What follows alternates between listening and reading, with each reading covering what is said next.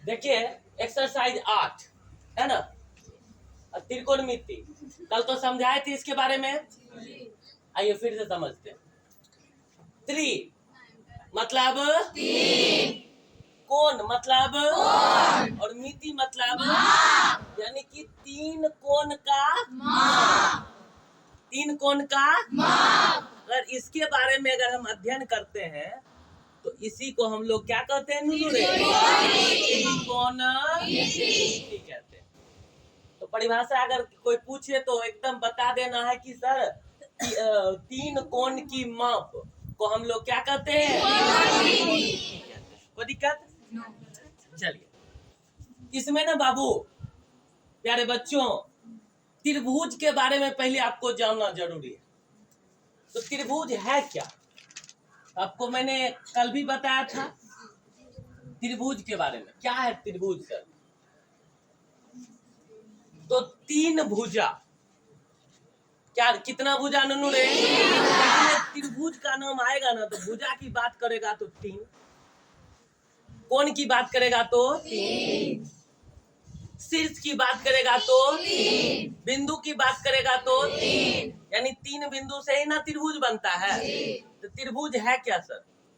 तो त्रिभुज तीन भुजा से घिरे हुए बंद आकृति को त्रिभुज कहते हैं।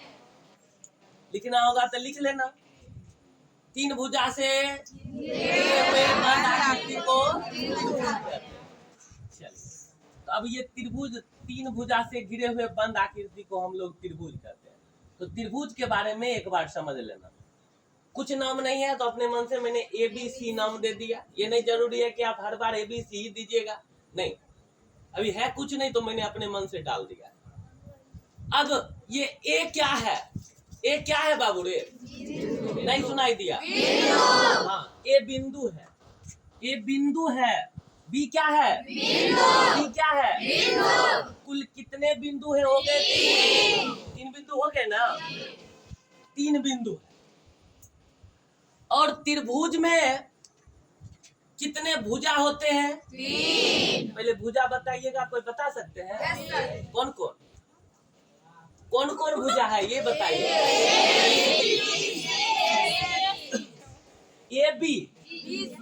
A और B एक भुजा है, BC भी एक भुजा है, और AC भी एक भुजा है। तीन भुजा भी हो गया। पहचानना जरूरी है मेरे प्यारे बच्चों, पहचानना जरूरी है त्रिभुज के तीन भुजा को। AB, BC और AC, ये तीन भुजा। अब तीन कोण के बारे में थोड़ा सा देख लेते हैं। ये जो है इसको कहते हैं कोण A, इसको कहेंगे कोण B, C। कोई दिक्कत है रे? चलिए, कोण A, कोण B और कोण C हो गया। अब यहां से पहला पॉइंट मैं आपको बताऊंगा, ये जो त्रिभुज है, त्रिभुज के तीनों कोण का योग, यानी कि त्रिभुज के तीनों कोणों का योग ऑब्जेक्टिव है। अच्छा ऑब्जेक्टिव है, लिख लेना है कितना होता है।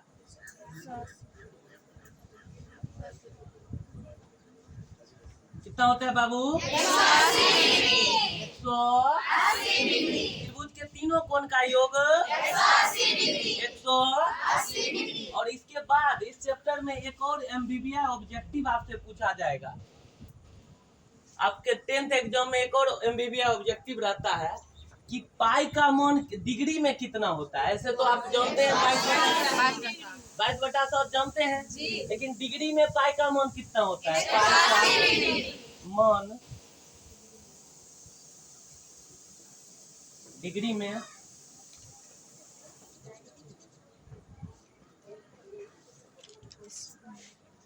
कितना होता है बाबू? 180 ये दो चीज हो गया।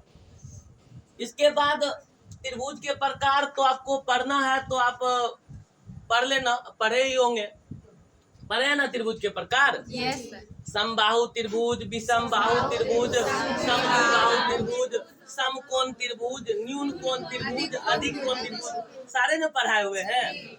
लेकिन हमें यहाँ पे केवल और केवल समकोण त्रिभुज के बारे में चर्चा करना है, क्योंकि त्रिकोणमिति के अंदर पाइथागोरस प्रमेय लागू होता है, और पाइथागोरस प्रमेय केवल और केवल किस त्रिभुज में होता है? समकोण त्रिभुज में होता है। किस त्रिभुज में होता है? समकोण त्रिभुज में होता है। किस त्रिभुज में? समकोण त्रिभुज में।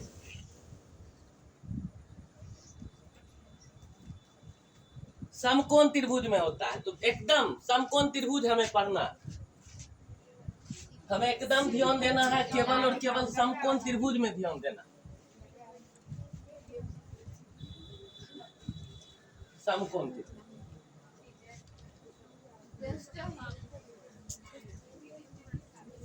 समकोण त्रिभुज में ध्यान देना। क्या है समकोण त्रिभुज? क्या है समकोण त्रिभुज? जिस त्रिभुज का एक कोण, पहले समझो फिर बोलना, कल बताए इसीलिए आप बोल रहे हैं। कितने कोण होते हैं त्रिभुज में? तीन कोण में से एक कोण, कोई एक कोण कितना डिग्री का होना चाहिए? 90 डिग्री का होना चाहिए।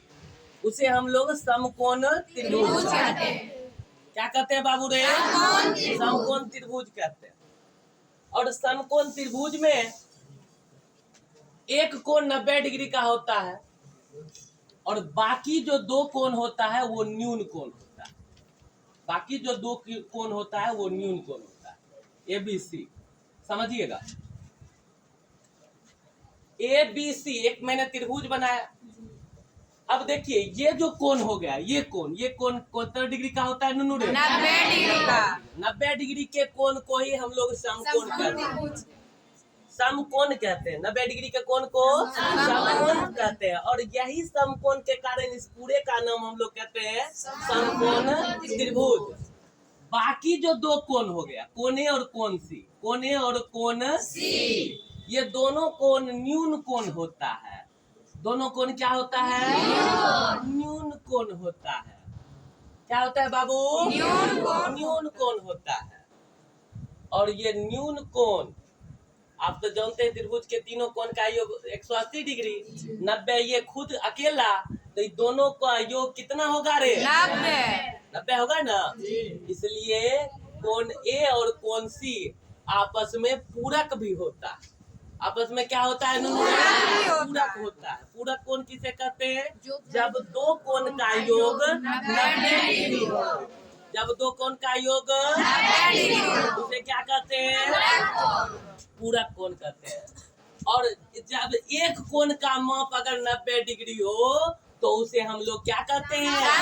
समकोण कहते हैं। यहाँ तक हो गया। अब बाबू समकोण की पहचान, बहुत बच्चा समकोण नहीं पहचान पाएगा। तो देखिए एक सीधा रेखा यहाँ है, या भुजा कहो, एक सीधा भुजा यहाँ हो गया, और इस दोनों भुजा के बीच जो कोण बनेगा उसे हम लोग कहते हैं समकोण, यानी कि 90 डिग्री का। तो समकोण पहचान में आ जाएगा। और एक चीज मैं बता देता हूँ, यहाँ नोट कर लेना दिमाग में, कि पूरे त्रिकोणमिति के हिसाब में सिर्फ ऐसा ही फिगर बनेगा। फिगर तुमको ना पलटना है, ना अलटना है, कुछ ना करना है, सिर्फ ऐसा ही ना फिगर होगा रे। बिल्कुल यही फिगर होगा, ऐसा ही फिगर होगा, कोई दिक्कत नहीं है। तो 90 डिग्री की पहचान समझ में आ गया। चलिए, तो कोण के बारे में समझ में आ गया। ये कोण 90 डिग्री का तो समकोण, और ये दोनों कोण न्यून कोण। चलिए आगे बढ़ते हैं।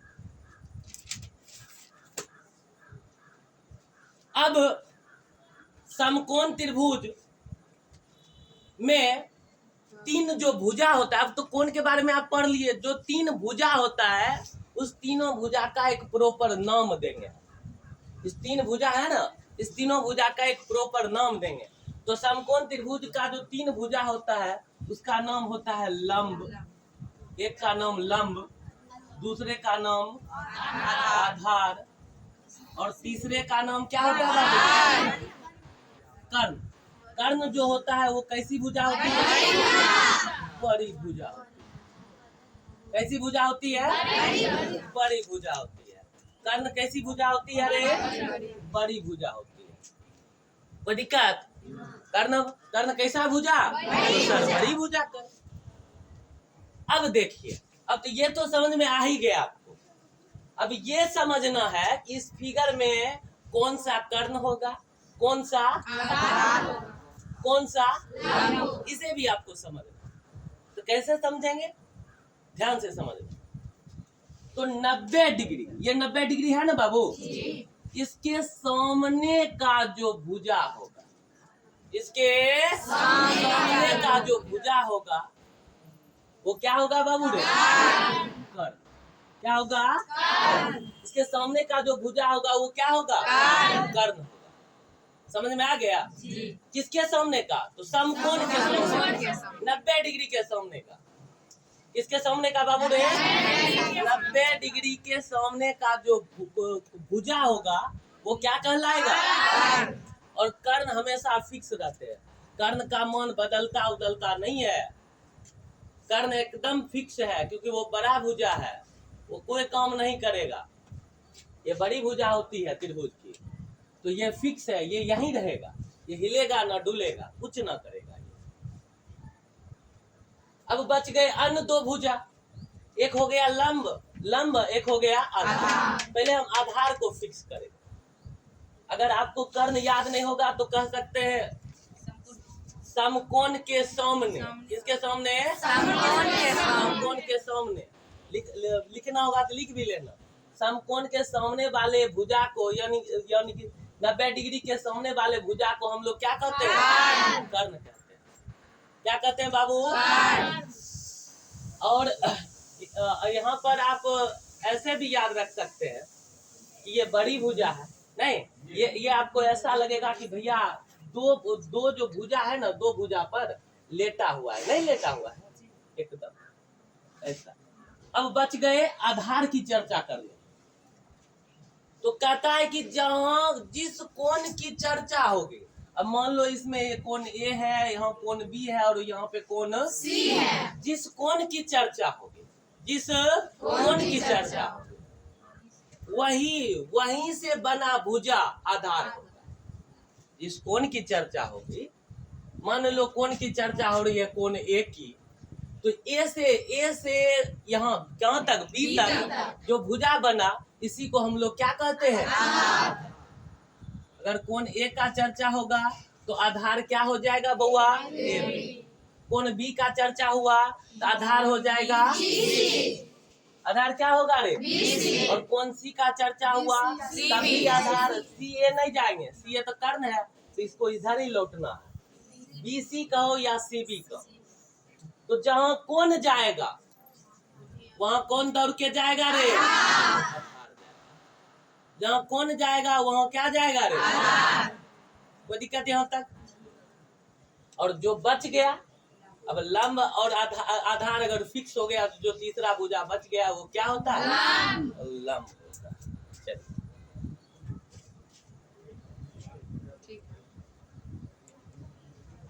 चलिए,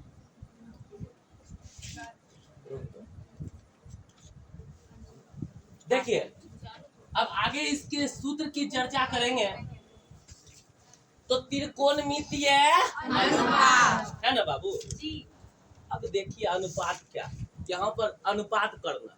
तीन भुजा था ना, वही तीनों भुजा का अनुपात कर करके हमें सूत्र बनाना। देख लीजिए, देखिए एक छोटा सा एक त्रिभुज हम लिख लेते हैं, ए बी सी। मान लीजिए ये क्या है नूनू रे? है ना। तो सबसे पहले एक बार हम लोग लंब बटा कर्ण क्या लिखेंगे नूनू रे? लंब बटा कर्ण। एक अनुपात बनाए हम लंब बटा कर्ण। तो लंब बटा कर्ण जो अनुपात है वो साइन थीटा के लिए होता है। इसके लिए होता है नूनू रे? Sine theta.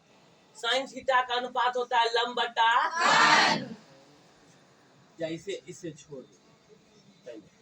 Cos theta, cos theta होता है आधार, इस शॉर्ट फॉर्म में भी लिख सकते हैं, आधार बटे कर्ण।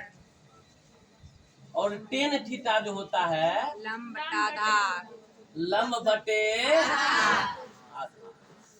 टेन थीटा होता है लंब बटे। अब बंद कर लीजिए, पिछला चीज बंद करिए आप। टेन थीटा होता है लंब बटे आधार। और ये सब का एक उल्टा भी होता है बाबू। मोटरसाइकिल देखा है रे? मोटरसाइकिल छोड़ो, कोई बस देखा है? बस देखा है? या कोई 4 चक्का देखा है गाड़ी? अगर या 10 चक्का का गाड़ी देखा है तो हमेशा तुम देखता होगा एक पहिया अगर इधर है तो उसके पैरेलल एक पहिया इधर भी होता है ना रे? आए? आप ये इसका उल्टा कहो या ये इसका उल्टा, ये दाहिने तरफ तो ये बाएं तरफ, ये बाएं तरफ तो ये एहन होन छै रे कि नहीं होय छौ? होन छौ तो ई बामा तरफ तो ई दाहिना तरफ की कोई दिक्कत? ई बामा ई दाहिना। अब देखिए ये लेफ्ट, मान लो ये लेफ्ट तो ये राइट। इंग्लिशों में तन जान ले, नहीं इंग्लिशों में तन जान ले भी तब न बढ़िया होता। चल साइन थीटा, साइन थीटा अगर साइन थीटा बामा में है, इसके दाहिना में, यानी इसका कुछ अपोजिट होता है, उल्टा भी होता है। साइन का होता है, क्या होता है? कोसेक। कि साइन का होता है सेक। पता, तुम तो बोल रही थी अभी सेक, जानती नहीं है तो बोला नहीं करो, समझ गए ना? साइन का होता है कोसेक, कोसेक थीटा। साइन का क्या होता है? Cosec theta. और कॉस का होता है सेक थीटा। और टेन का होता है कॉट थीटा। अब जानते हैं जब ये उल्टा होता है ना बाबू, तो किस तरह से उल्टा होता है? अब इसको हम अपना पैर को ऊपर कर ले और मुड़ी को नीचा कर ले, ऐसा उल्टा नहीं, समझ रहा है ना? तो देखो कैसा उल्टा होता है। ये अंश में इसके लंब है और हर में इसके बदल दो। अब इसके अंश में कर्ण को दे दो और हर में लंब को दे दो, शॉर्ट फॉर्म में लिख दे रहे हैं, इसे कहेंगे कर्ण बटा। अब तो बाकी सबका भी सूत्र तैयार हो गया। ये आपको जानकारी रहना पड़ेगा। साइन का उल्टा क्या होता है? कोसेक का उल्टा क्या होता है? साइन का उल्टा क्या होता है? कोसेक का उल्टा क्या होता है? कोस का उल्टा क्या होता है? सेक का उल्टा क्या होता है? कोस।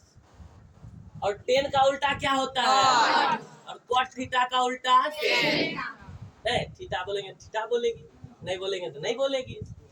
चलो तो कोसेक का बताइए क्या होता है? कोसेक का बताइए।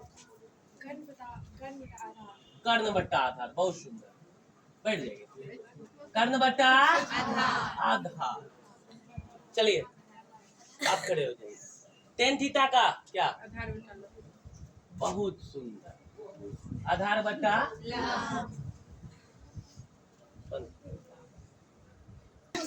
रेडी हो गया।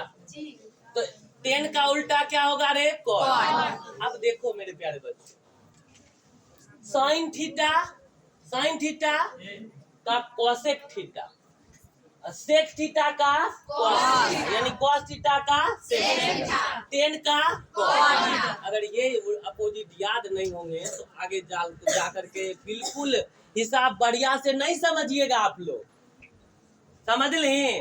बिल्कुल नहीं समझ भी तोरर अगर जाएगा दिक्कत होता, बुझ लिया ना?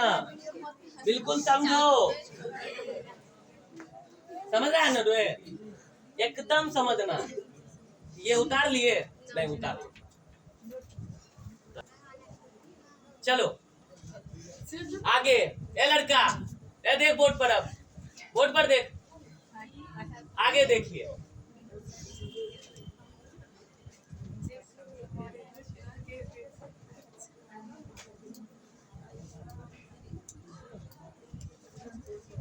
त्रिकोणमितीय और हमने इससे पहले जो हेडिंग दिया था त्रिकोणमितीय अनुपात, मतलब कि वो जो sine cos tan cosec sec cot ये 6 है ना रे, ये त्रिकोणमितीय अनुपात क्या है बाबू रे? त्रिकोणमितीय अनुपात। तो त्रिकोणमितीय अनुपात की संख्या कितनी थी रे? 6। लिख लो पहले तुम लोग। त्रिकोणमितीय अनुपात की संख्या कितनी है रे? 6। नोट कर लिया जी। चलिए आगे बढ़ते हैं। त्रिकोण स्टार पॉइंट त्रिकोणमितीय, देखिए यहीं से पॉइंट दर पॉइंट अगर याद करिएगा ना तब ये इसका सूत्र दिमाग में रहेगा। और मैं बार बार आपको कहता हूँ कि त्रिकोणमितीय सूत्र को कभी भी रटना नहीं है, एकदम माइंड से समझो मेरे प्यारे बच्चों। तो त्रिकोणमितीय अनुपात को उसके उल्टा से गुणा करने पर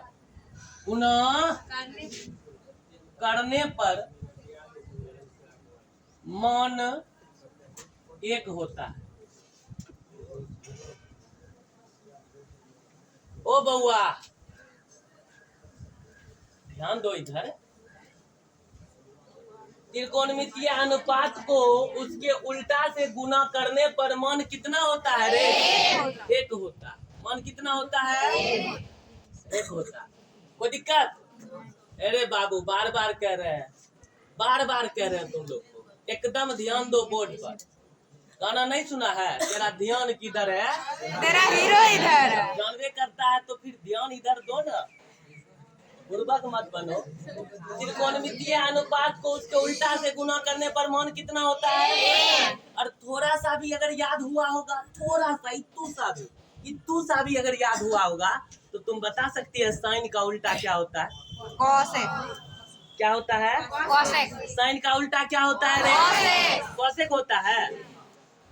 साइन का उल्टा कोसेक। तो ठीक देखो, मैं गलत लिख रहा हूँ कि सही लिख रहा हूँ, आपको जवाब देना। तो sine theta into cos theta, sorry cot लिख दिए, कॉस थीटा इक्वल टू 1 होगा। बोलो तुम लोग जवाब दो। इस पॉइंट को पढ़ के और इसका जवाब दो, क्या 1 होगा? विक्रम जी खड़ा होइए, बोलिए होगा क्या? क्यों नहीं होगा?